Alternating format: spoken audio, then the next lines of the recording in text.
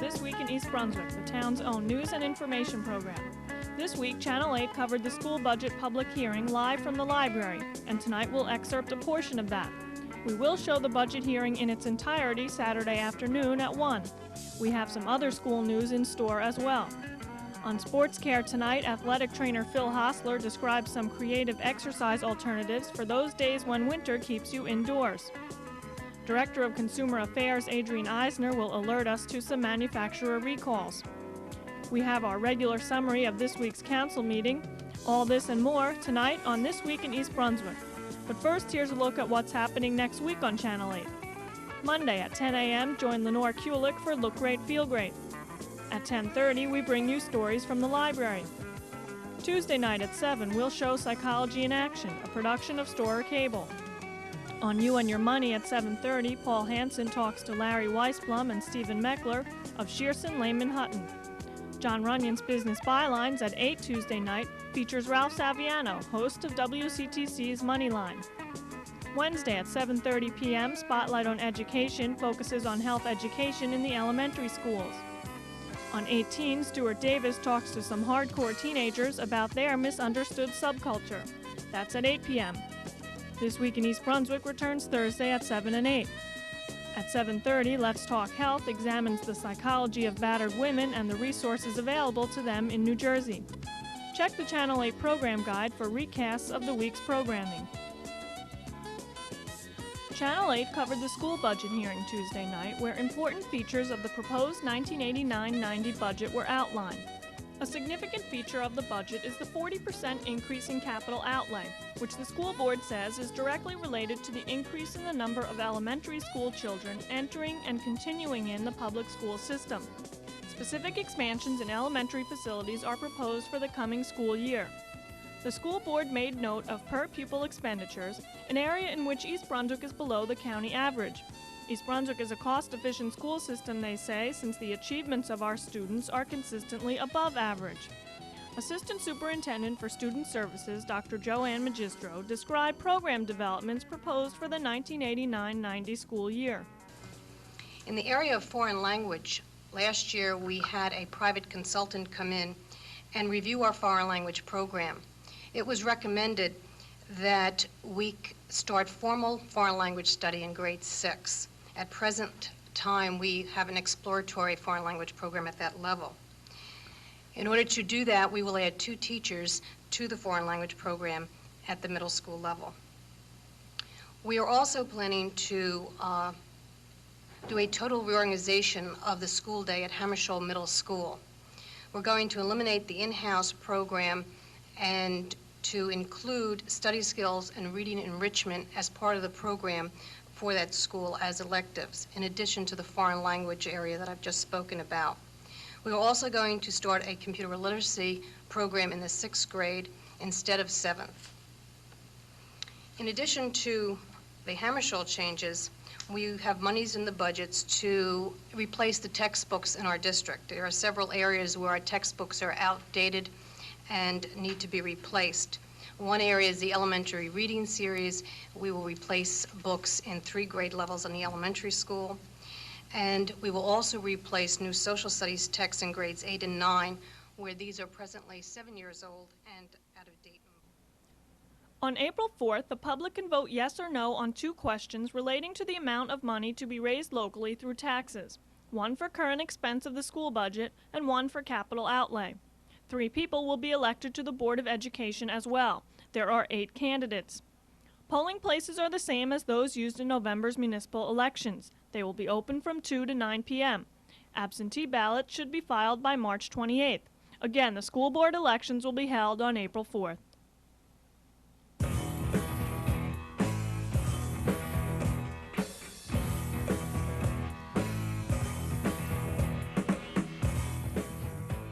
Winter does not have to be a time of exercise excuses.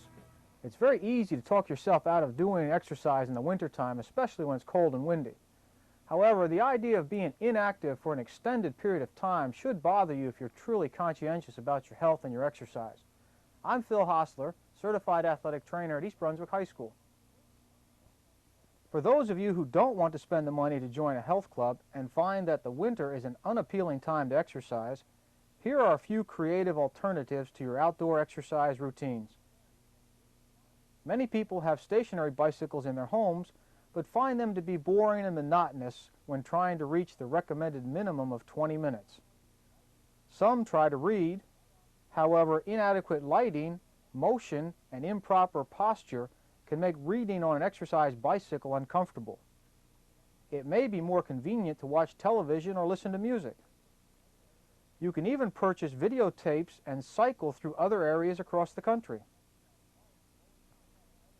If you do not have an exercise bike, rowing machine, or other apparatus for the home, you can design a personal program which includes alternating calisthenics with periods of walking around your house, climbing stairs, or bench stepping. Besides the aerobic benefits for your heart and lungs, stairs and bench stepping provides conditioning for a variety of muscles, including the hamstrings, buttocks, and especially the quadriceps. To increase the difficulty, you might want to use a weight vest, which allows you to adjust the weight from 2 to 20 pounds. However, you should avoid the use of ankle weights. They will increase the stress at the ankle, knees, hips, and lower back. They may also produce an uncoordinated gait, which could be dangerous. Going upstairs 2 at a time certainly increases the difficulty. However, going down the stairs produces more stress on the joints and is more likely to produce muscle soreness. So on the way down, always take steps 1 at a time and use the handrail. Commercial videotapes of home exercise instruction are an obvious choice for the winter months. Make certain to wear the proper shoes and avoid aerobics on a concrete floor such as the basement. So remember, it's easier to stay fit than it is to get fit. So don't take a winter vacation from exercise. This is Phil Hostler urging you to remember good sports care. Earlier this week, it was snow in the sky, not rainbows, in East Brunswick. Snow days prevented a dress rehearsal for Irwin School's Rainbow Show, but the show did go on this morning. Amy Fisher spoke with music teacher Chris Christensen and art teacher Mary Beth Graydon about the show, which was performed by Irwin's 2nd and 3rd graders. But first she stopped by to speak with reading specialist Susan Goodman to find out about a program involving the whole school. Hi, I'm Amy Fisher. Today I'm at Irwin School with a program called Parents as Reading Partners. Last year, Irwin School was selected as one of 14 in the state as a model school for parent involvement. And to tell us about the program today, here is Susan Goodman, the reading specialist. Hi, Susan. Hello. We have just completed Parents as Reading Partners. The program was a month-long program that we held in February. It was to encourage parent-child reading together. We had almost 100% participation from our parents. They have been most enthusiastic. This is the 2nd year that we are running the program. Tomorrow, we're having a culminating activity. We are asking the parents to come and celebrate the end of this program with their children. Many of the children will dress up as favorite book characters. There will be individual classroom receptions. They will also be reading stories they wrote about favorite books or just why they liked Parents as Reading Partners. And you're giving them a banner, the children who participated. Do you want to hold it up and show it to us? Yes, this is the banner that we will be giving them. This was purchased by our PTA for all the people that participated in Parents as Reading Partners. Do you plan to continue doing this year after year? We certainly do. We send a parent evaluation home at the end of the program. We get some ideas and try to revamp the program in any way the parents feel is necessary, and we certainly will continue. Well, great. Thank you very much for being here. Now we're going off to see a show that's being produced here at Irwin School by Chris Christensen, the music director.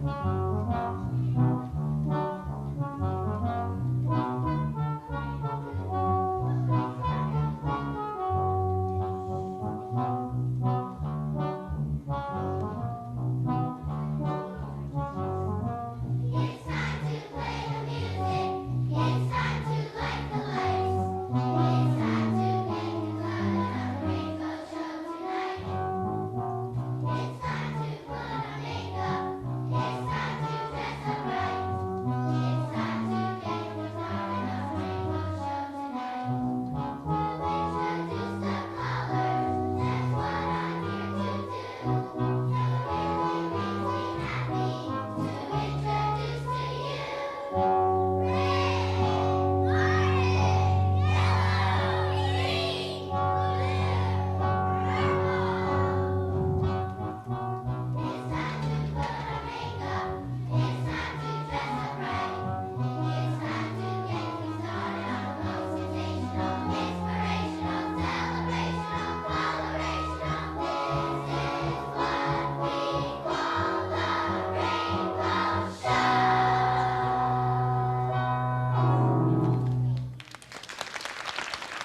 in the art room with Chris Christensen, the music teacher, and Mary Beth Graydon, the art teacher.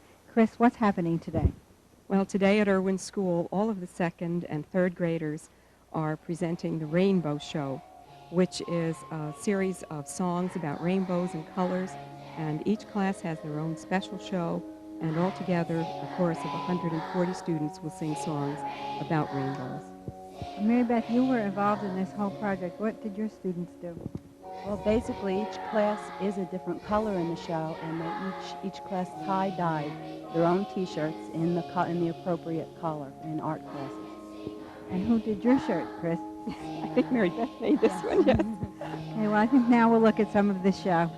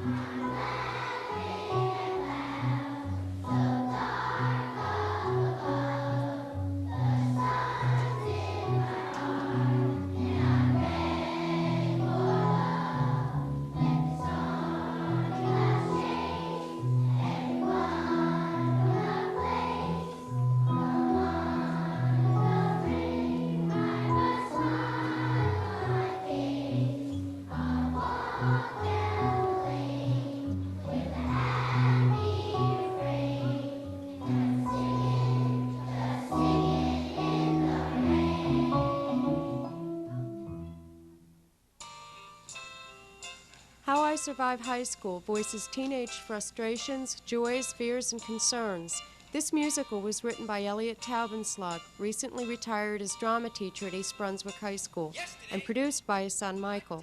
The players tour throughout the state and recently appeared at Sayreville High School. I often wonder what would happen if I changed the color of my skin. Would people see me as a different person, or would they know who I was from within? I often wonder what difference it makes if you're black, white, red, or yellow. Or if there was a war, baby, wouldn't we all be dead?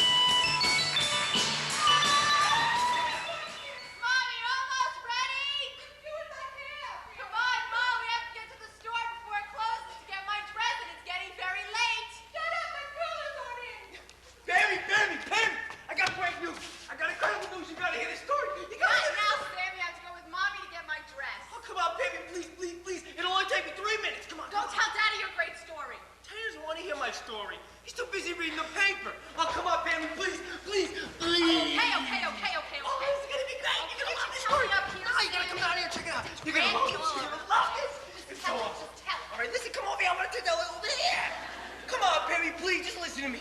You remember Allison? You know the real cute one in my gym class that's teaching me to lift weights? Yeah, what about her?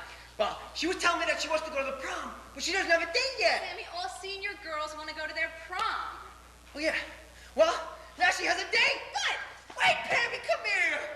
Don't you want to know who it is? Who? Me. What? Me. Sammy, you can't go to the prom. Why not? Because I'm going to the prom. Mom! Wait, Perry, wait. Listen. I already told her that we share the same limousine issue. Mom! Sammy, you can't share the same limousine as me. We already have 4 couples in the limousine, and it's all worked out. Pammy, I already told her that we'd sit at the same table as you guys. Mom! Sammy, you can't sit at the same table as me. Oh, it's going to be like babysitting my little brother at my own prom. Oh, no, Pammy. We like babysitting your own little brother. Well, I told her that if she got tired of dancing, you dance with me.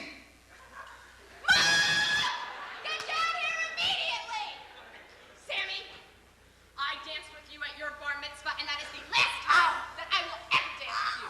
Now, Sammy, you listen to me, because I got something to tell you. No, Pammy, I got something to tell you. I'm only kidding. You are such a brat, Sammy! I'm all alone, and I'm waiting by the phone. I can't remember when I felt this small. I'm staring at the wall, and I'm praying that she'll call, knowing all along that you don't even care. No, you're not aware that I'm lonely. I'm so lonely. There's nobody left at home. They've all got up and gone away.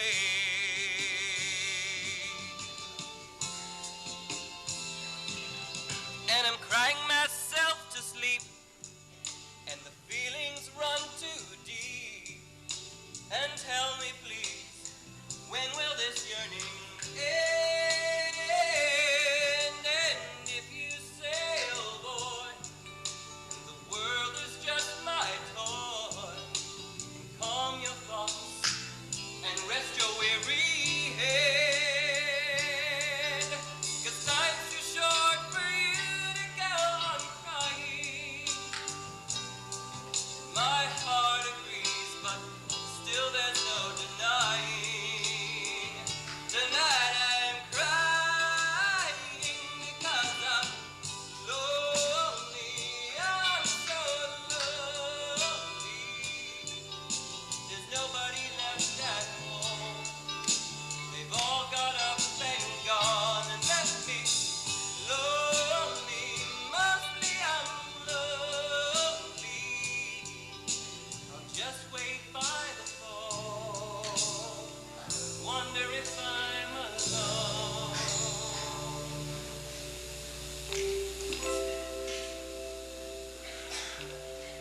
Or hey, are you lonely?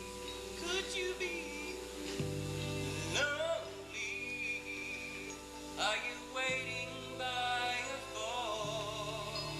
And have they all got up and gone and left you lonely?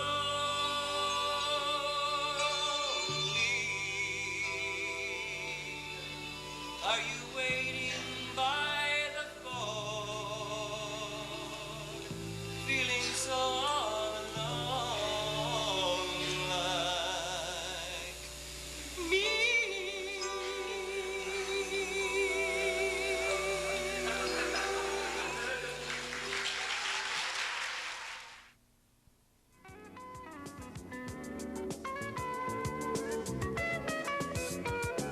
A new drug is being tested as a decoy to divert the AIDS virus from a person's cells. Good evening, I'm Justine Cruz with tonight's health facts. The Food and Drug Administration has approved a National Cancer Institute program which will begin safety tests of a new AIDS drug in humans. The drug is a genetically engineered copy of a protein named CD4, which is found on the surface of T4 cells. T4 cells are critical to normal immune function and are the primary target of the AIDS virus. It is through the CD4 protein that the virus gets into the cell and destroys it. The copy is manufactured by Genentech Incorporated. Their researchers will work with the National Cancer Institute, injecting the synthetic protein into AIDS-infected patients. They hope it will attract the virus and divert it from healthy, uninfected T cells. It is supposed to neutralize the ability of the virus to devastate the immune system. The drug cannot destroy the AIDS virus, but researchers hope it can stop or at least slow the progression of the disease. For Channel 8, I'm Justine Cruz. Hello, and welcome to Consumer Aware. I'm Adrienne Eisner, Director of the East Brunswick Consumer Affairs Office. Today we are presenting a recall alert. I'll be telling you about 2 product recalls and what you should do if these products are in your possession. First of all, Bradley's stores are recalling brass electric candle lamps. These were sold during the Christmas season. According to a Consumer Product Safety Commission report, some users have received electrical shocks from these lamps. They were manufactured in Taiwan and sold for $4.99. Consumers should return them to Bradley's for a full refund of the purchase price. The other recall involves accordion-style expandable circular wooden child enclosures. A recent infant strangulation has prompted the Consumer Product Safety Commission to issue a second recall on expandable wooden child enclosures. The recall, originally announced in 1986, involves enclosures manufactured by 6 different companies and are frequently used out of doors to confine young children.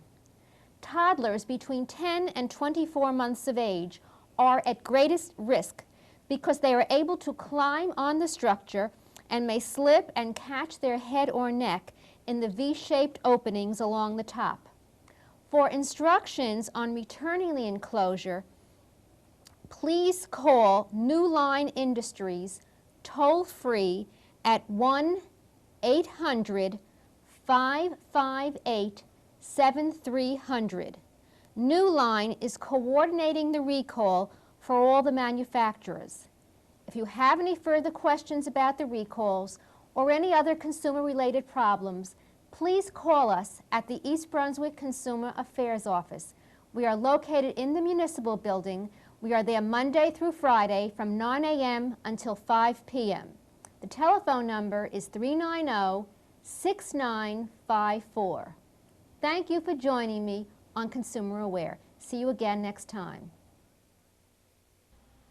Channel 8 did not cover Tuesday's council agenda meeting, which had been postponed Monday due to snow, because we provided live coverage of the school budget hearing. However, much discussion did take place at the council meeting, and we asked Township Clerk Betty Kiss to fill us in. Apparently, the councilmen have agreed to go forward with a lawsuit against the County of Middlesex with regard to paying the salary of Sanitation Inspector Joseph Costello.